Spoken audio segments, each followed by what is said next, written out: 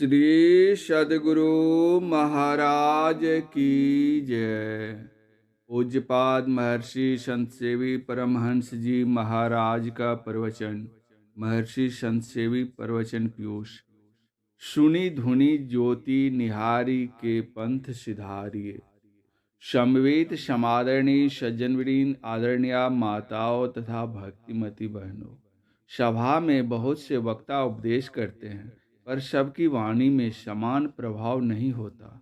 स्वामी रामकृष्ण परमहंस जी महाराज से किसी व्यक्ति ने जिज्ञासा की कि पहले के जितने संत महात्मा हुए हैं उन महात्माओं ने जो जो बातें कही हैं, आज के महात्मा भी वही बात कहते हैं, फिर भी जो प्रभाव उनकी वाणी में होता था, आज के महात्माओं की वाणी में वह प्रभाव नहीं देखा जाता है। ऐसा क्यों? रामकृष्ण परमहंस जी ने उत्तर दिया, गिद्ध और चील दोनों आकाश में बहुत ऊपर उड़ते हैं, पर उनकी नज़र लाशों की खोज पर ही रहती है। उसी तरह आज के महात्मा कहते तो वही बातें हैं, पर उनका मन विषय वासनाओं में लगा रहता है, इसलिए उनकी वाणी का वैसा प्रभाव नहीं पड़ता है। भगवान बुद्ध ने कहा है, सदाचारी व्यक्ति जब सभा में कुछ बोलते हैं तो श्रोताओं पर उसका प्रभाव पड़ता है। जो विकारों से दूर रहते हैं वे सम्मानित होते हैं। लोग जानते तो थोड़ा है पर समझते हैं कि वे बहुत जानते हैं। यह अहंकार है। जिसने अपने ऊपर अहंकार का अलंकार पहन लिया है उनका सुधार तो दूर, संहार अवश्य होता है। भगवान ने कहा है, सत्यमेव जयते। सत्य की विजय और असत्य की पराजय होती है। इतिहास इस बात का साक्षी है। सतयुग में हिरण्यकशिपु एक राजा हुए। उनके बेटे का नाम था प्रहलाद। वह बड़ा भक्त था, भगवान का नाम लेता था। भगवान तो मैं ही हूँ, सब हमारे वश में हैं। तुम मुझ पर विश्वास नहीं करके दूसरे का नाम क्यों लेते हो? हिरण्यकशिपु ने पूछा। पुत्र ने उत्तर दिया, आप मेरे पिता हैं, भगवान नहीं। उसने सदा भगवान को पकड़ कर रखा। पिता ने बहुत यातनाएं दी, वह सब सहता गया। अंततः जान मारने की चेष्टा भी की, पर जाको राखे साइयां मार सके नहीं कोई।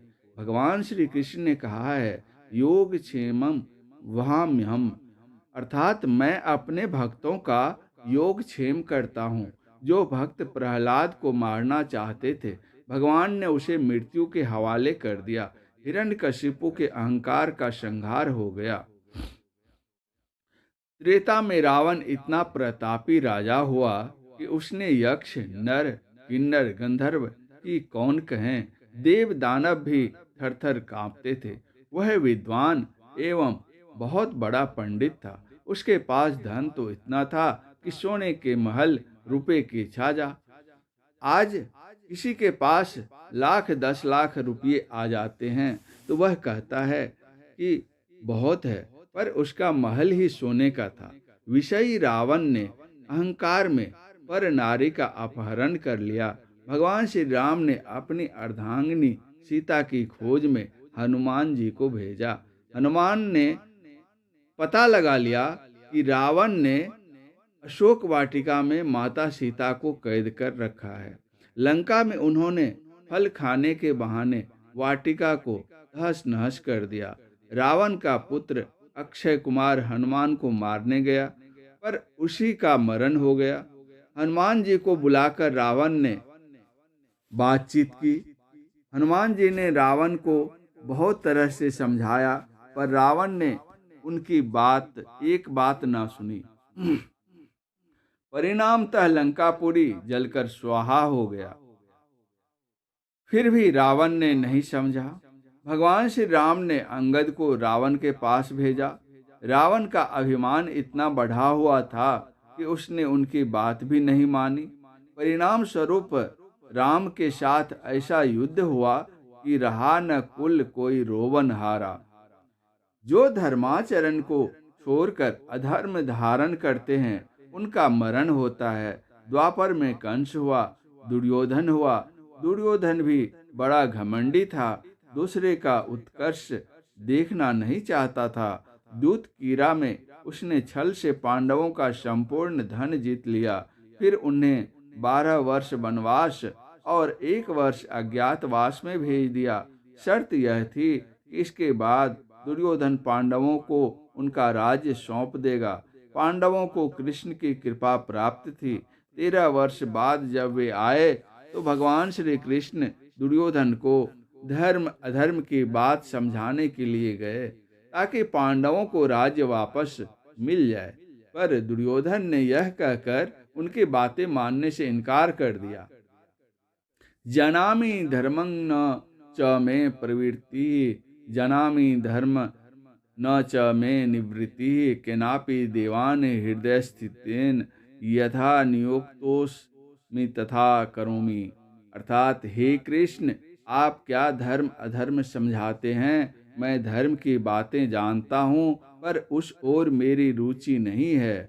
मैं अधर्म भी जानता हूँ पर उस ओर से मेरी निवृत्ति नहीं है। मेरे अंदर कोई देवता बैठा हुआ है, वह जैसा नियुक्त करता है मैं वैसा ही करता हूँ।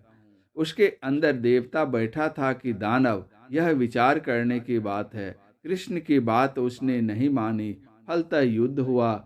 इधर 5 भाई और उधर 100 भाई, इधर 7 अक्षोहिणी सेना और उधर 11 अक्षोहिणी। पर जब युद्ध हुआ तो कौरवों का सर्वनाश हो गया। भगवान श्री राम ने माता कौशल्या के गर्भ में प्रकट होकर उन्हें अपने विराट रूप का दर्शन कराया। उनके रोम रोम में कोटि कोटि ब्रह्मांड थे। अब सोचिए कि एक ही ब्रह्मांड कितना बड़ा है। एक ब्रह्मांड यह है जिसमें हम रहते हैं। इसके 2 भाग हैं, पहला आकाश मंडल और दूसरा भूमंडल है। आकाश मंडल में देखिए कितने ग्रह, तारे, नक्षत्र आदि हैं।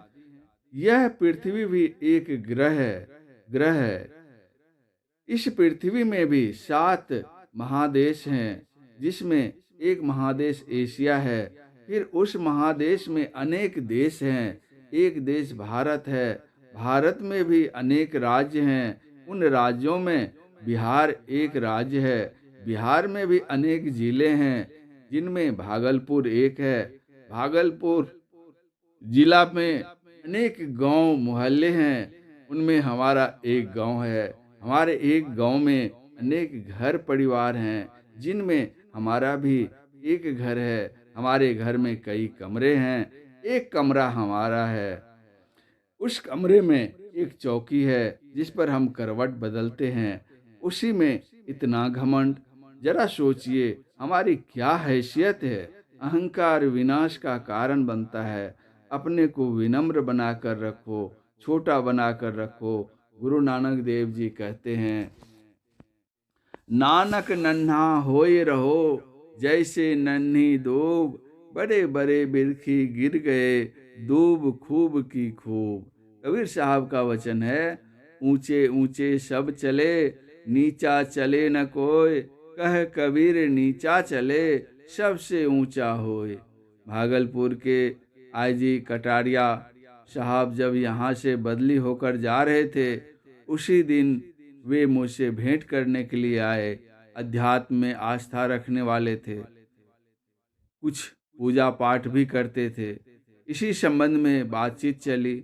मैंने कहा, श्री कृष्ण ने ध्यान करने के लिए बतलाते हुए कहा है कि सिर, गर्दन, मस्तक को अस्थिर करके बैठो और किसी दिशा को न देखते हुए नासाग्र में देखो। उन्होंने पूछा, किसी दिशा को न देखें तो कैसे देखें? मैंने उत्तर दिया, इसी रहस्य को जानना तो दीक्षा है। हमारी 10 इंद्रियां बहिर्मुखी बनी हुई हैं। जब तक हम 10 इंद्रियों का दास होकर 10 दिशाओं में चक्कर काटते रहेंगे तो हमारी दुर्दशा होती रहेगी। इसलिए 10 के अतिरिक्त 11वीं दिशा को जाने। वह हमारे अंदर है और वही कल्याण की दिशा है। इसलिए सच्चे सद्गुरु से युक्ति जानकर अपने भीतर चलें। पहले अपनी पहचान होगी, फिर ईश्वर की। सहजोबाई ने कहा है, आपुन ही को खोज, मिले जब राम सनेही। पहले अपने आप को खोजो, तब परमात्मा को जानोगे। किसी शायर ने कहा है, इबादत है किसी नाशाद को फिर शाद कर देना, इबादत है किसी बर्बाद को आबाद कर देना। यही सीखा है सागर हमने मुर्शद के कदम छूकर, खुदा से हो अगर मिलना, पता खुद का लगा लेना। जब तक खुद का पता नहीं होगा, खुदा का पता नहीं होगा। हम कहाँ हैं? अपने भीतर हैं। अपने को कैसे खोजेंगे? बाहर की चीज आंखें खोल कर देखते हैं, तो अंदर की चीज को आंखें बंद कर देखिए। आंखें बंद करते हैं तो कहते हैं कि कुछ सूझता नहीं। अंधकार में सूझेगा कैसे? इसी अंधकार में हम पड़े हुए हैं। तू उतर परियो तम माही, पीव निःशब्द में, यही ते पड़ी गयो दूर, चलो निःशब्द में। महर्षि में ही पदावली। तुम निःशब्द से उतरकर अंधकार में आ गए हो, उलटकर पुनः निःशब्द में चलो, वहीं परमात्मा से भेंट होगी। कैसे चलोगे? जो जहाँ बैठा रहता है वह वहीं से चलता है। हम अंधकार में बैठे हैं तो वहां से ही चलना होगा। नयन कमल तम माझ से पंथ ही धारिये, सुनी धुनी ज्योति निहारी के, पंथ सिधारिये। महर्षि में ही पदावली। इसी अंधकार में रास्ता है। जब तक चलेंगे नहीं, तब तक हम प्रकाश और शब्द की कोठरी पार नहीं कर पाएंगे। तम प्रकाश अरु शब्द, निःशब्द की कोठरी, चारों कोठरिया अहै अंदर घट कोठरी। दृष्टि योग क्रिया के द्वारा अंधकार को पार कर प्रकाश में जाओगे, जहां अनेक प्रकार के शब्द सुनोगे। इन अनहद शब्दों को पार कर चेतन शब्द, सार शब्द मिलेगा। इसी के सहारे चलते हुए निःशब्द में पहुंचोगे, जहां परमात्मा से मिलन होगा। इस ध्यान साधना के लिए जीवन की पवित्रता अति आवश्यक है। गुरु नानक देव जी महाराज कहते हैं, सूचे भारे साचु समावे, विरला सूचाचारी, तंते कऊ परम तंतु मिलाया, नानक शरणी तुम्हारी। संत तुलसी साहब ने कहा है, दिल का हुजरा साफ कर, जाना के आने के लिए, ध्यान गैरों का उठा, उसको बिठाने के लिए। पवित्र बर्तन में सत्य अटता है, पर हमारा अंतःकरण पवित्र नहीं है। हमारी कोई इंद्रिय पवित्र नहीं है। हम अपवित्र चीजें ग्रहण करते रहते हैं। इस तरह परमात्मा की ओर नहीं चल सकते। विषय भोग से अपने मन को हटाकर सत्संग भजन में लगाइए और नियमित रूप से ध्यान साधना कीजिए, कल्याण होगा। श्री सद्गुरु महाराज की जय।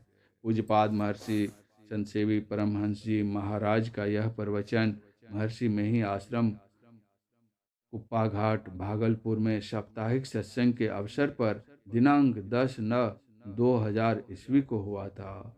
श्री सद्गुरु महाराज की जय।